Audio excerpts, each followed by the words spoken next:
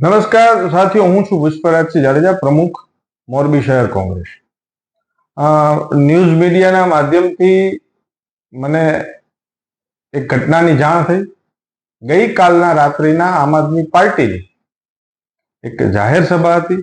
એમાં આમ આદમી પાર્ટીના પ્રદેશ પ્રમુખ સહિતના તમામ નેતાઓ હતા અને એ જાહેર સભાની અંદર એક સામાન્ય નાગરિકે પોતાના મનને મૂંઝવતા પ્રશ્નો જ્યારે આમ આદમી પાર્ટીના નેતાઓને પૂછ્યા તો જાહેરમાં મીડિયાની સમક્ષ એ વ્યક્તિને ફડાકો મારવામાં જે આવ્યો છે, એ યુવાનને ફડાકો માર્યો છે, એ ઘટનાને હું સખ્ત શબ્દોમાં વખોડી કાઢું છું.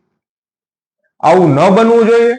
જાહેર જીવનની અંદર કોઈ પણ રાજકીય પક્ષની જાહેર સભા હોય, લોકોને પોતાની વાણી સ્વતંત્રતાનો અધિકાર છે અને એ વાણી સ્વતંત્રતા હેઠળ કોઈ વ્યક્તિ પ્રશ્ન પૂછી શકે છે.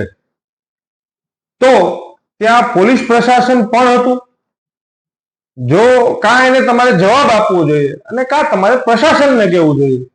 પણ આ કેટલા અંશે વ્યાજબી કે તમે જાહેરમાં કોઈ વ્યક્તિ ઉપર હાથ ઉપાડો, એ ઘટના ખરેખર નિંદનીય છે. હું સખ્ત શબ્દોમાં વખોડી કાઢું છું.